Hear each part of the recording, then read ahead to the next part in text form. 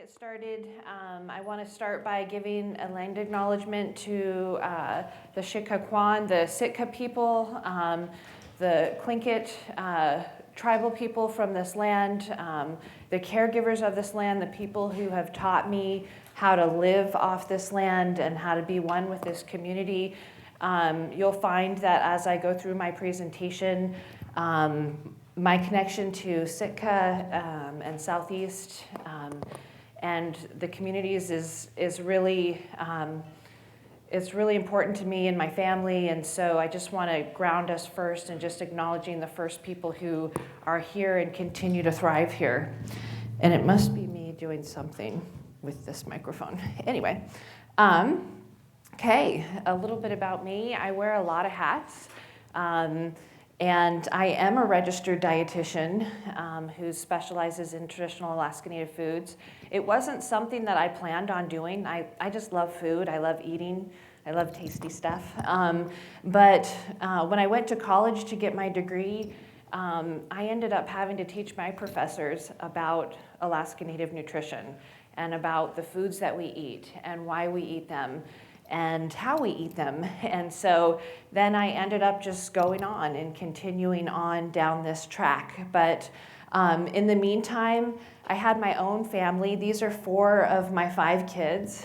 And I learned a lot as a dietitian raising my kids. And that's really what I want to focus on today, is sort of this concept of generational nutrition, living off the land, and what I've learned as a dietitian, and how to program my children, and thank God they're not here to hear the word program, but how to help my kids sort of set the dietary tone for the rest of their lives and their children's lives, and so on and so forth. This is my oldest right here on the side. She's 22. She went to Mount Edgecombe High School. And when I had her, I was in college still. I actually was deciding whether or not to be a dental assistant or a dental hygienist or a registered dietitian. I was working in dental, quickly found out that wasn't for me. Went on to dietetics, and one of the things I noticed, and when you're in college, you don't have a ton of money, I actually utilized the WIC program, Women, Infants, and Children, a state of Alaska program. That gave us supplemental foods to feed the kids. And what Stormy, my oldest, was raised on was, the eggs and the rice cereal and the peanut butter and all the wonderfully nutritious things that WIC gives you to give you a well-rounded diet. But what I found out as we progressed, and I started learning about incorporating traditional foods, I started studying about how to give kids a taste for traditional foods. I found out that my oldest, Stormy, by that time was 4, and when I would give her herring eggs, she would turn her nose up at it. Or if I gave her moose jerky, that wasn't, she didn't have a taste for it. And for me, that was really concerning. And what I wanted to do was make sure that any of my other kids didn't experience that, like they grew up and they had a taste for it. And also, at the same time, help her to grow into a taste for traditional foods. And so that's where I'm coming from today. And just sort of grounding ourselves in a quote from Hippocrates, really the father of medicine: let food be your medicine. I'm always talking to people about you actually are what you eat, and food is medicine, plants is medicine, and we need to take that more seriously. And just because I'm a dietitian, I'm always going to come back to nutrition facts. Here we see the antioxidant scores of berries, different wild berries in Alaska, and just wanted to point out real quickly, talking about food as your medicine, the antioxidant levels in our berries that we buy from the grocery store right down here, good amount of antioxidants. But for those who are outside picking wild berries, and picking berries in Alaska, you see that we're getting antioxidant levels that are 3, 4, and 5 times higher than those that you can buy at the store. And one of the early research projects that I was involved with is studying the antioxidant levels of our wild Alaskan berries here. And, you know, as berries grow in harsher climates, they actually produce antioxidants to protect themselves. So when you're outside and you're up on the mountainside and it's windy and it's cold and you see those berries, know that those berries are going to have super high levels of antioxidants for you. And those are the ones that you want to harvest and eat because they're amazing. Today, I want to address the fact that, you know, diets are changing. We can't go back. This is really the norm that we live in. You know, this isn't going to go away. We have grocery stores and we have access to foods, and, you know, so it's about coexisting. And how do we do that, and how do we learn from the past and move forward in a positive way? And I believe this was the McDonald's in Homer. And I am sorry, is it the other side? It's driving me nuts. It's probably driving you nuts too. I'm going to take these off. There we go. Better. Okay, so what I want to talk about is this idea that we can flavor our prenatal and postnatal flavoring for human infants. So when you are pregnant, you have the ability to affect that flavor profile for your child that's within you. And I always joke around. My mom always told me she worked at a bakery. She had a maple bar and a Coca-Cola every single day. And I will tell you, I still struggle that I need my Coca-Cola every single day. It is for real. It is a real thing. And it's something that people are studying more and more, is flavoring and what kids are growing up with a taste for. Looking at Pottinger, Dr. Pottinger in the 1930s, he did a 10-year nutritional study on cats.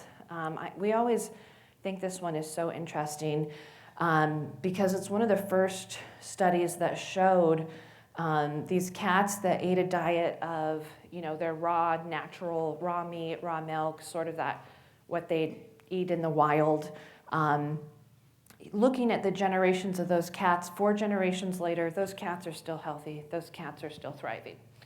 But when Dr. Pottinger started feeding these cats a processed diet, and that'd be just canned milk, condensed milk, cooked meats, in that first generation, after introduction of those foods, you see that those cats are getting sick at an older age, which is concerning. By the second generation, they're sick at the middle age.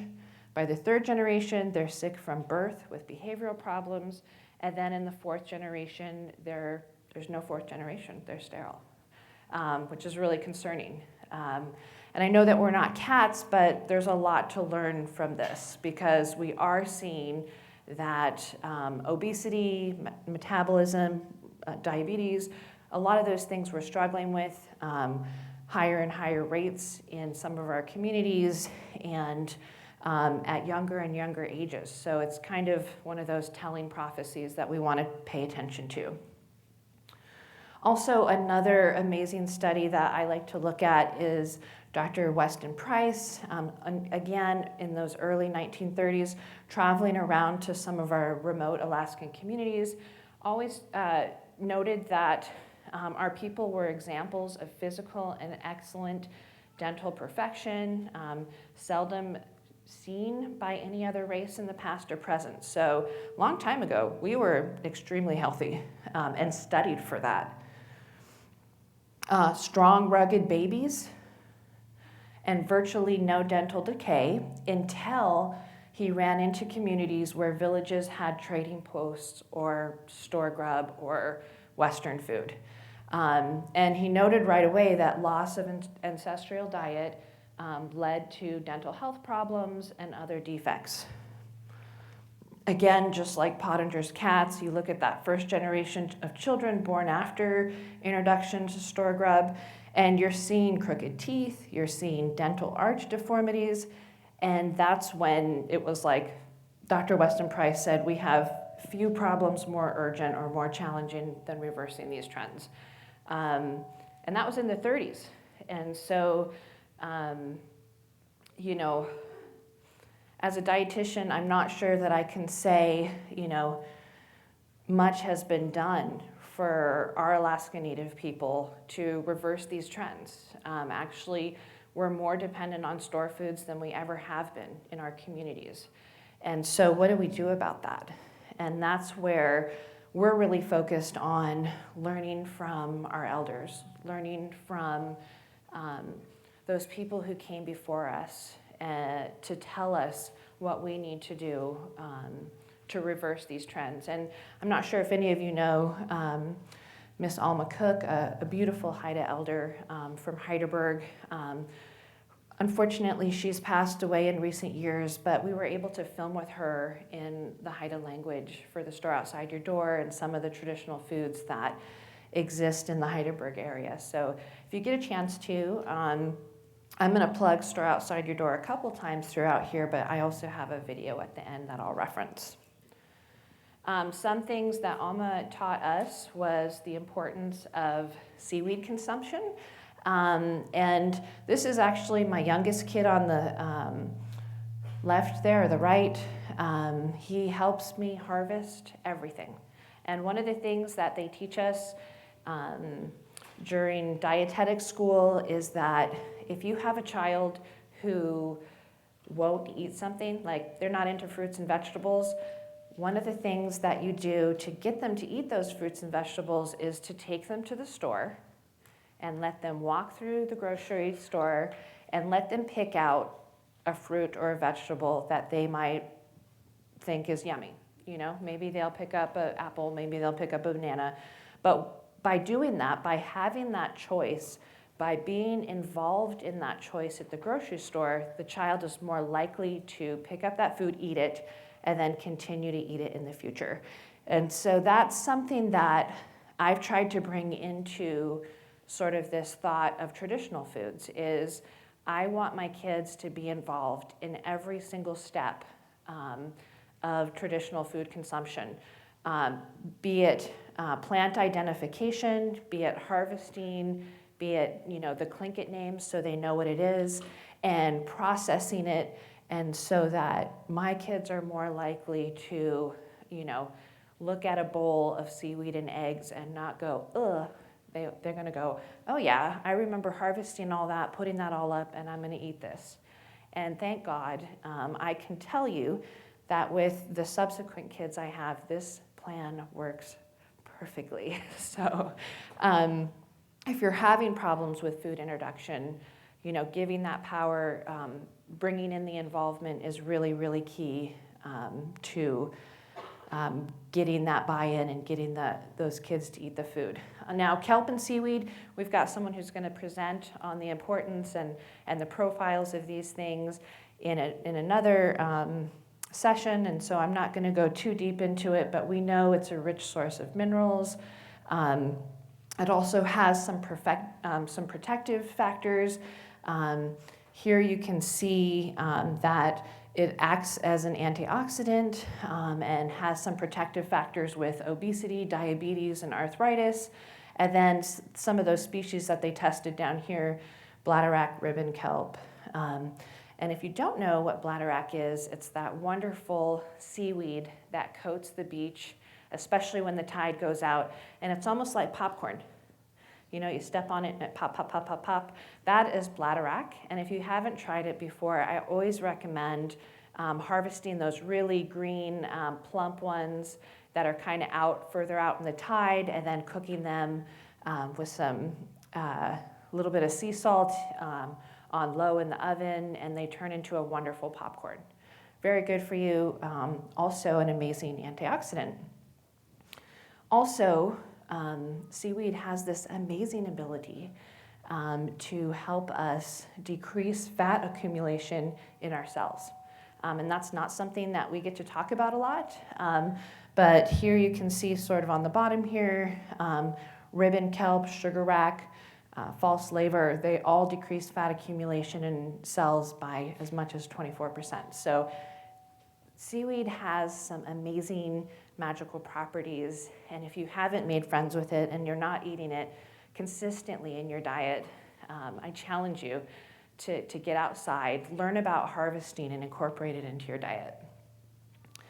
Going back to our elders, this is one of our beautiful elders in Metlakatla, and she's teaching us how to make kaiwaks, or newspaper, razor-thin dried fish, so that we can give that to our youngest. Oftentimes our youngest are the ones who need to get that flavor. They need to be eating the salmon so that they get a taste for it. I remember this particular moment.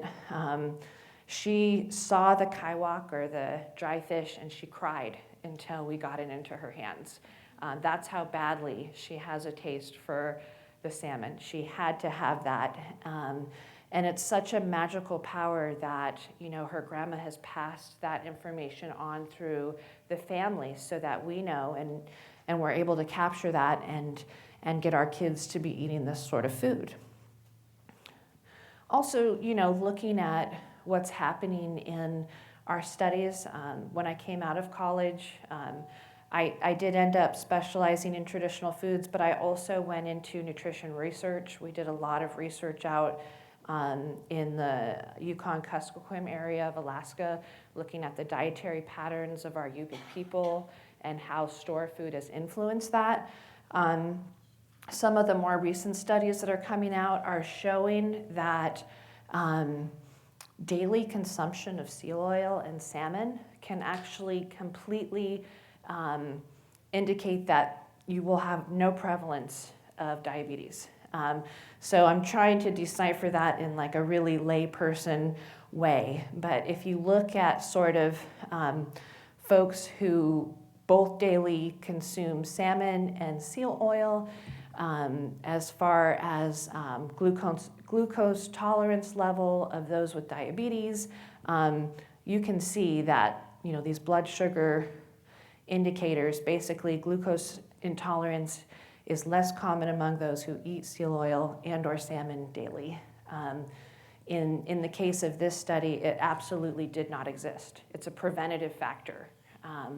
And so again, our food is extremely healing and extremely good for you.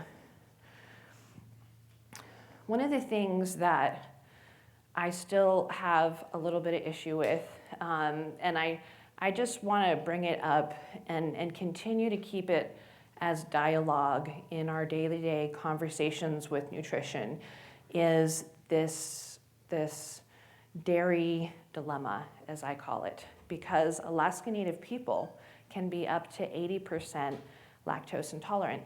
But as you know, our school districts and most federally funded programs, this is going to be your choice for vitamin D and calcium and protein and all those nutrients that sort of fit in this box. But it's one of those things as a people we really need to push hard against, because our foods, especially our jarred salmon, in the case of jarred salmon, one serving of jarred salmon has 3 times more natural vitamin D and calcium than an 8-ounce glass of milk. And so our foods, our sea mammals, our fish, all those products are really full of the nutrients that we naturally need. They're not fortified like milk is. We're not intolerant to those sorts of foods. And so what I'm really wanting to do is challenge those people who are in the food service industry and who are in charge of, putting together those meal plans for our children, is to really think about, the way that we react to food, what's natural to us, and what we should have access to on a daily basis. I put this one in here just because I knew we had some youngers, and this is a really fun slide for me.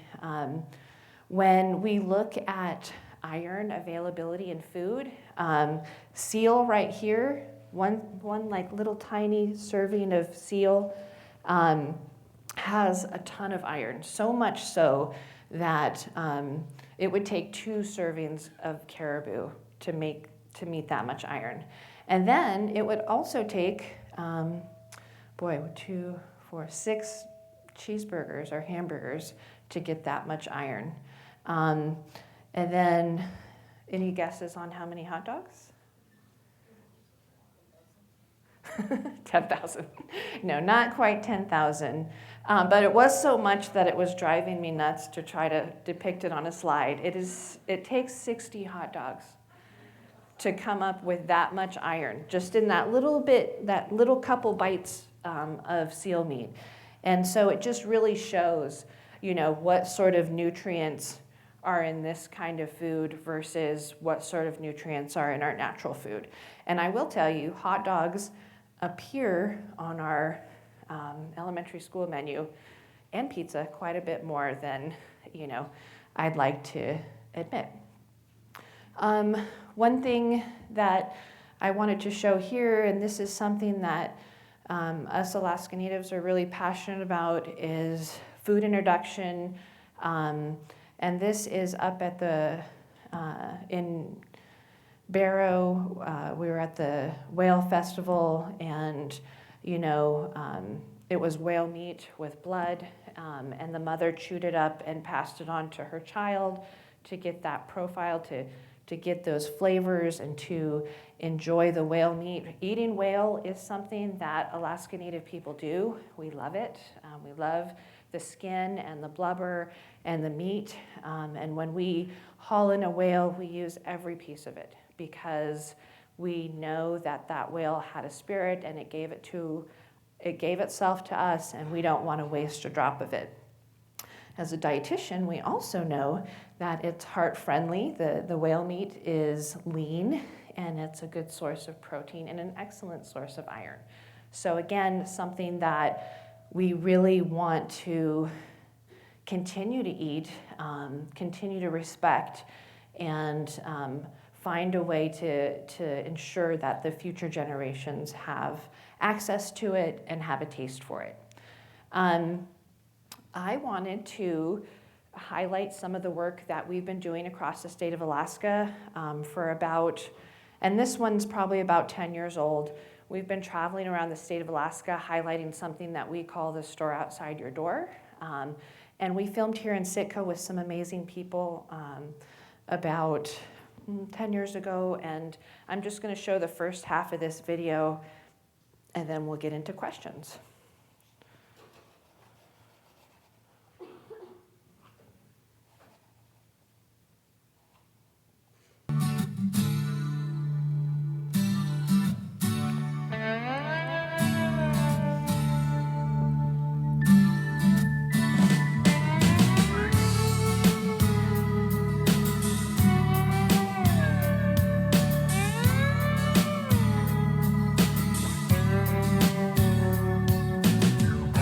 Today I went out with our friends from ANTHC and Mount Edgecombe High School, and I showed them how to harvest herring eggs. We learned everything from choosing a tree, cutting it down, and cooking the herring eggs on the boat. Our traditional food is very important. A lot of our native food is all natural seaweed. Just like now, they have what they call a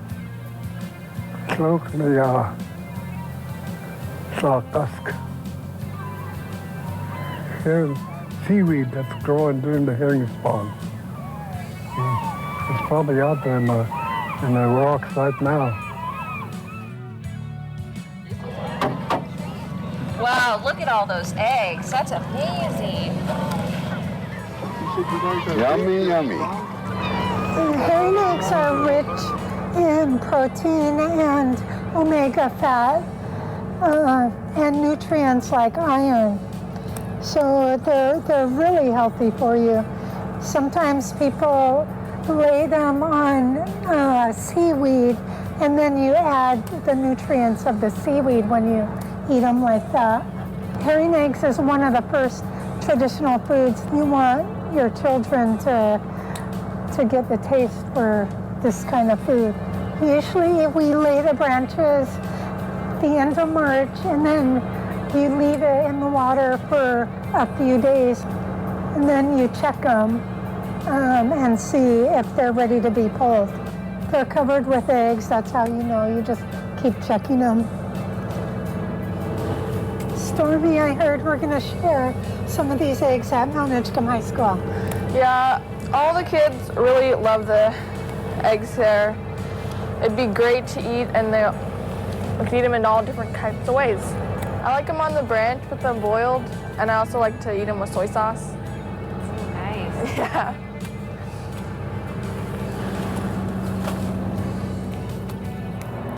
We had a great dinner on the boat with donated dry fish, seal oil, and everybody enjoyed the herring eggs on kelp and on the hemlock branches. There's a sense of satisfaction in giving back to the community and helping our elders, putting a smile on somebody's face.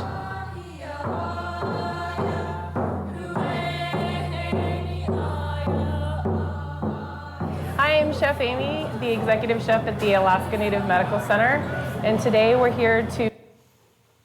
Okay, so with every video, we also have like a really nice recipe on how to, make it into a meal that your family would eat. And so this actually goes on to show how to make a herring egg salad with the eggs that we were able to share. Just a quick note, Stormy, my oldest, was in the video. This girl will now pick out, herring eggs right out of the water, eat them, fermented salmon eggs, eat them. And for me, this is a huge win to know that, she has a taste for traditional foods, even though those weren't her first foods necessarily. I'm excited to see this momentum grow. We have, like I said, we've filmed across the state of Alaska in Sitka. We've done rockfish, we've done forage salads, we've done all sorts of really nice recipes using seal oil and some more traditional foods. So if you get a chance to, you can find all of these on YouTube. They're shared freely. And, here's to a taste for traditional food, and thank you.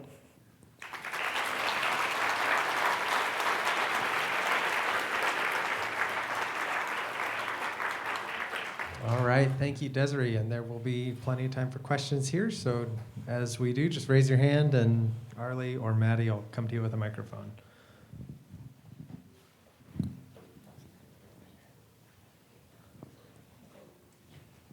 Hi, I was questioning the traditional foods.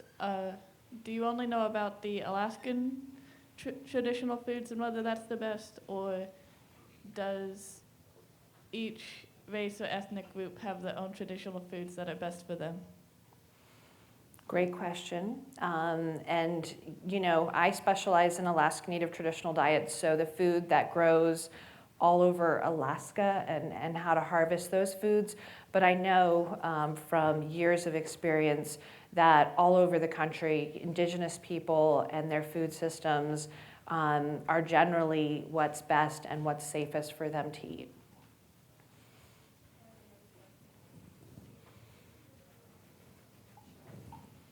I have another question now. Do you think that there could be better farming methods to get this healthier food to all of Americans, such as a fight to lower fattening up the animals as much as just getting them healthily big? Yeah, that's a really good question. It's sort of it's a hard question to answer because farming our traditional foods, I'm not sure how to do that sustainably. I know that our people have been living off the land sustainably for thousands of years, and what that means is we harvest it a certain way and we utilize every piece of it. You know, looking at doing that in a way that would feed, you know, the lower 48, I think would take quite a bit of thinking. For us, you know, I think sometimes we struggle with the fact of, you know, our seaweed beds being wiped out by commercial fisheries, or, you know, our subsistence population of salmon being wiped out by commercial fishing. I mean, there's a lot of regulatory issues that we have to consider, and we have to do things sustainably. I worry about genetically modified fish, or, you know, Atlantic salmon or whatever. You know, we got to stay away from that and think about how we can do things sustainably. I'm not quite sure what the answer is there, but I do know that for our communities, there's more than enough food around us to sustain us. And, you know, that coupled with, you know, gardening can really, if we look locally and we produce more food locally, I think that's maybe more of the answer than trying to do things on a global scale. Cool. Hi. Fantastic subject. A lot of cool research that comes out of ANTHC, and understanding the importance of postpartum education, postpartum care. Have you been able to work with OBGYN, the L&D people over at ANMC to like bring this forward for the women that are currently having babies, that go to Anchorage for their deliveries, and carrying this back to their communities? Yes, we have. We've created several publications around early food introductions, such as, you know, a lot of times, you know, we're told to give them rice cereal that's fortified with, you know, proteins and minerals, where our people would be giving bone broth. And so looking at bone broth introduction and how do we do that? And so, yeah, we've created several publications through ANTHC that have been distributed through health education channels to share. I have an unfortunate iodine allergy, and I've had some bad incidents by eating seafood. If I were interested in trying seaweed, which you're talking about, does that have a high iodine incidence? Would that cause me problems, do you think? Yes. Please don't have seaweed.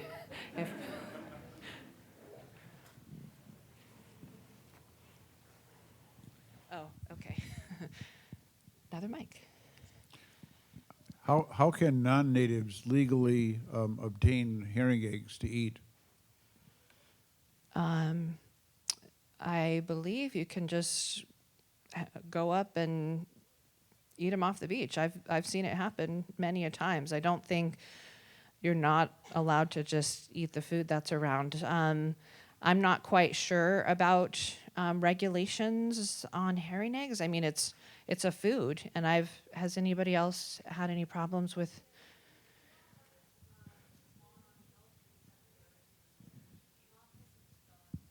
Yep.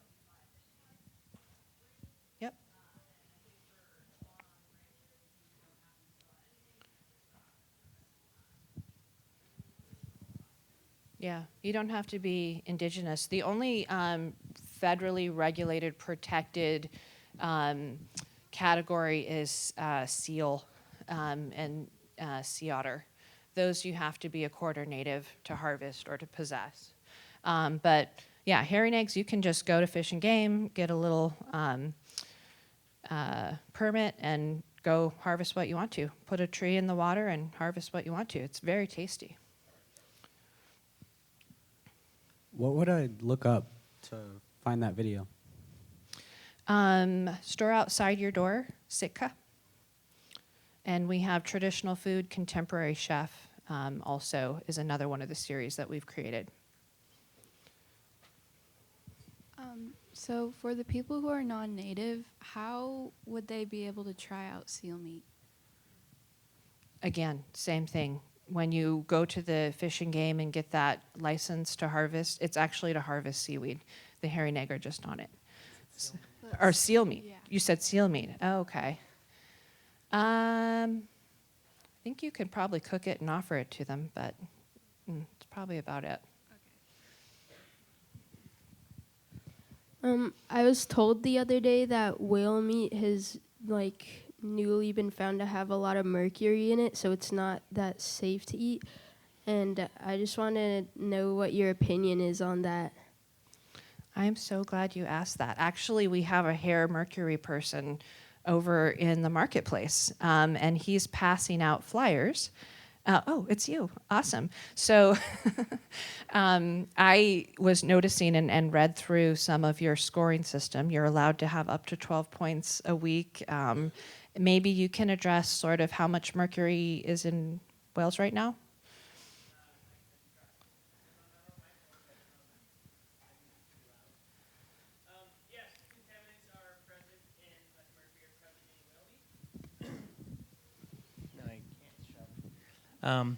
But with many of these topics, it's important to recognize the balance. And what we understand at this point with most of those resources, whale meat, seal meat, fish, etc., is that by and large, the benefits from consuming those resources far outweigh the minor risk of the mercury that's present. There's ongoing research for all of these topics. All of these contaminants. And I can explain a lot more of this in person if you want to come talk to me. Yeah, it's a big topic, but in general, eat the subsistence resources and don't worry as much about the contaminants. There's a lot of research being done and we can cover that. Awesome. Yes, from the state of Alaska's mouth, yes, eat the food.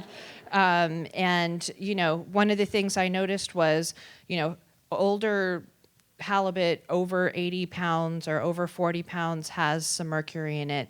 But, a lot of the halibut we're catching nowadays are just little guys. So it really is like way better just to eat traditional foods than to go into a grocery store, get genetically modified wheat and all the chemicals that they put in it, versus maybe a little bit of environmental contaminants.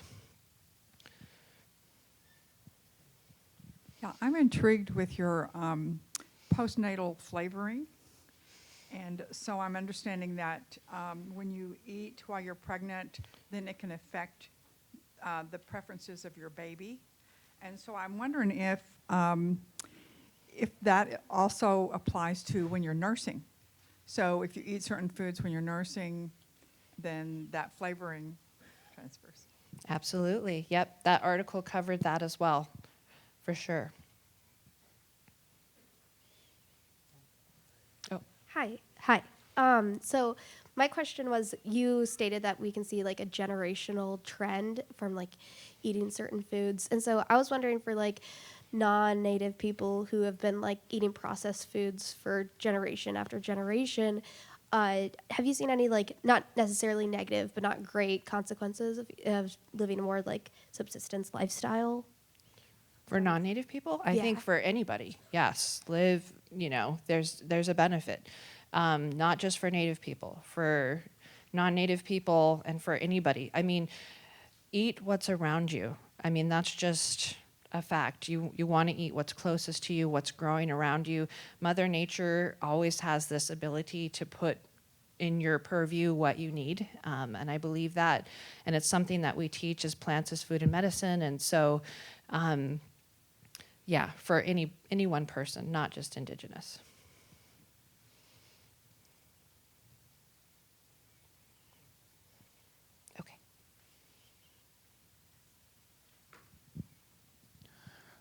I had a question about you were talking about the increased kind of nutrients in like traditional foods, and I was wondering especially about, you mentioned antioxidants and iron. I was wondering what specifically those two, and others as well, what benefits those have for someone increasing that in their diet. Yeah, I mean, iron specifically, you need iron to get the oxygen around in your body for blood flow. And so when you're anemic, you have all sorts of circulatory issues. And so iron is just absolutely vital to getting, oxygen around in your body. And antioxidants, again, we have so much environmental exposure. So to have those protective factors, to have, something that can sort of deal with those free radicals and eliminate them within your body is very protective for your cells. I mean, it just, gives them the vitality and the longer sort of shelf life than it would normally have. All right, I think we have time for one more question. So, where do we want to go? Oh, Matt. I was just curious what your favorite thing to eat is. Oy. I am going to say probably, it's so hard. No, I appreciate the question. I'd say berries. We have a house in Cake, and we live there about a quarter of the time, and the house is surrounded in berries, and I spend most of my summer out getting berries and using berries in any which way I can. And so, berries, yes. All right, please join me in thanking Desiree one more time.